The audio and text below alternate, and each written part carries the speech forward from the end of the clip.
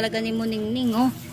Ito pang aming pusang isang pusa. Hello! Ayan guys, at ito ang ating tanglad. Kumuha ako ng tanglad. Ayan guys, pangahalo natin sa ating ulaming lulutuin na isda. Ayan. Maganda talaga guys kapag meron tayong katulad ng ganito na tanglad na ihalo natin o pang sahog natin sa iluluto natin. Meron din ditong mga alokbate. Ayan, may alokbate dito. Ayan. Dito rin nagtanim na rin kami ng alokbate. Ayan. Magkakaroon na siya ng dahon-dahon. Ayan. Dito, ayan.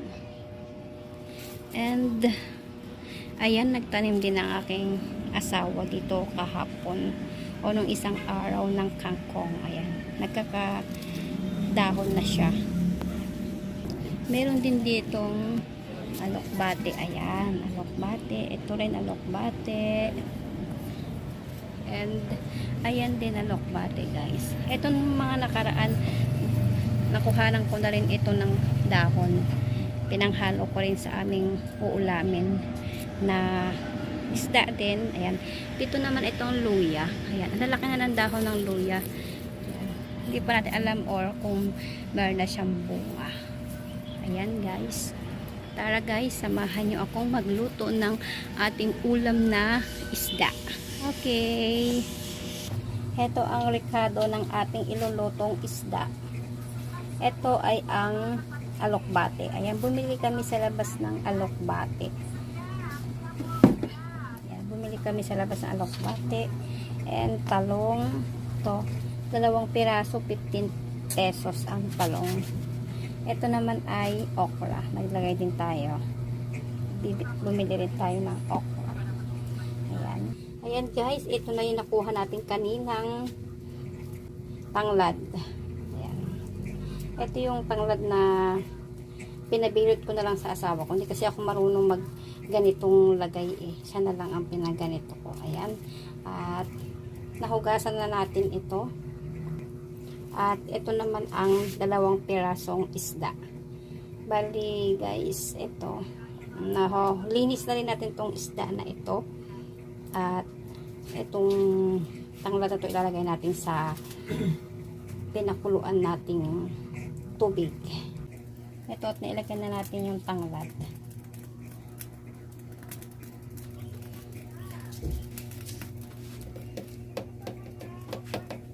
Lagyan natin ng asin. Ayan.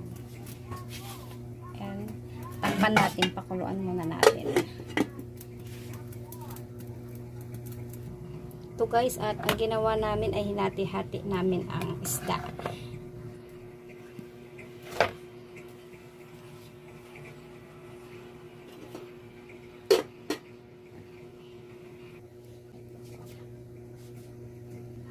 Check natin kung ayan.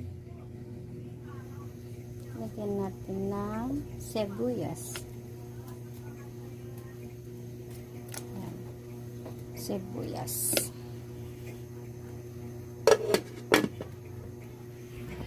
Dito naman ay hugasan natin ang ating mga gulay.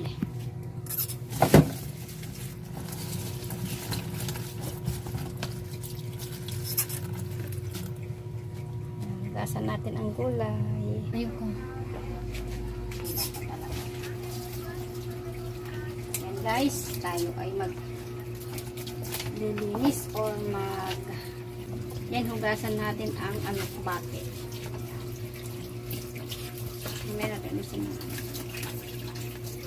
hugas.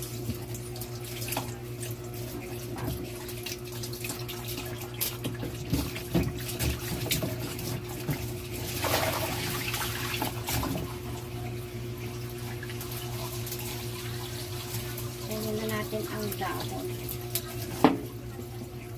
Yung dahon sa tanim namin doon sa terrace, nakuhanan na kasi namin. Kaya ang ginawa namin, bumili na lang kami. And ito, pwede namin itong itanim doon sa terrace para madagdagan yung aming tanim doon. Yan yung ginagawa namin kapag bumibili kami nitong bate. Tinatanim namin itong ganito. Kaya nagkakaroon doon ng alokbate. Okay na po. Check natin. Ayan, kumukulo na. Pwede na natin ilagay ang isda. Yung fish. Bali itong fish, medyo malalaki naman yung fish namin. Isa lang muna ang aming niluto. At yung isa ay ipipirito. Ayan. Para sarap niyan, para meron tayong mahigop na sabaw. At yung isa naman ay pipirito natin. Ayan. Pakuluan uli natin bago natin ilagay ang mga gulay. Ganyan siguro. Ganyan.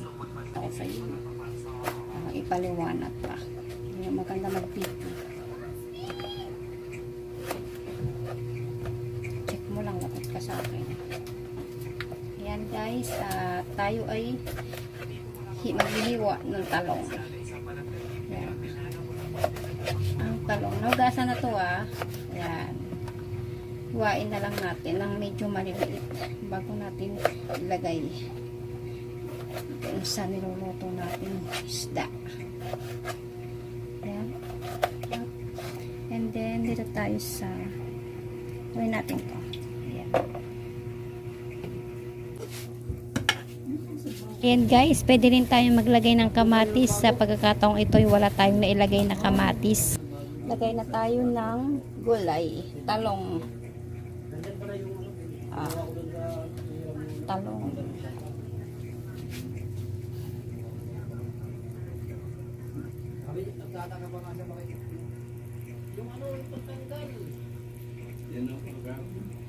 Ito, nakita niya ako, sabi niya, hinahanap sa akin.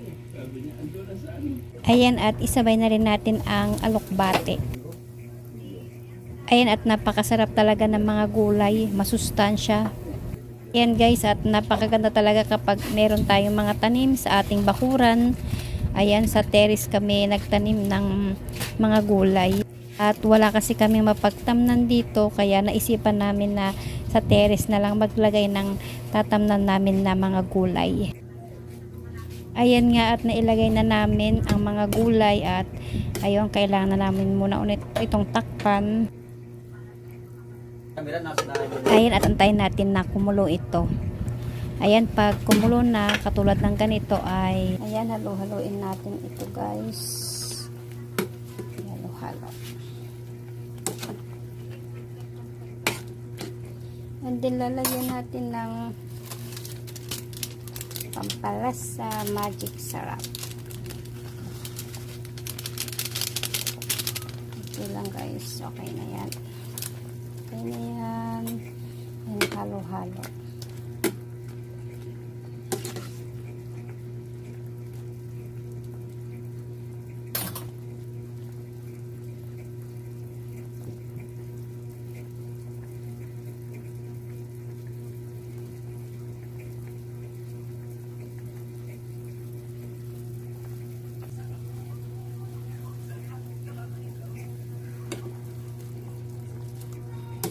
Napakasarap talaga nito guys, lalo na't may tanglad.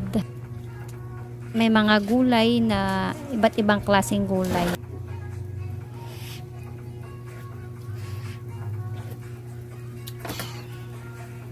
Yan. Okay na guys, ang sarap na ng ating nilutong gulay. Yan, gulay na may isda.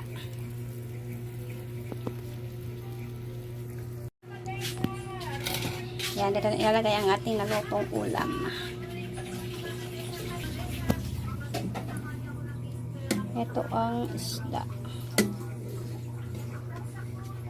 Ayan.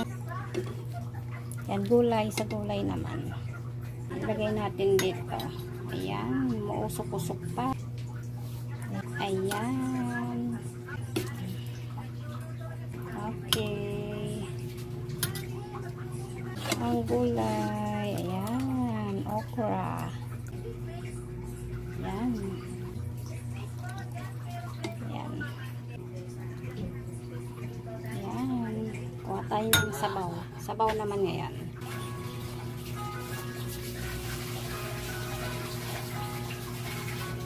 Ayan, ang sarap.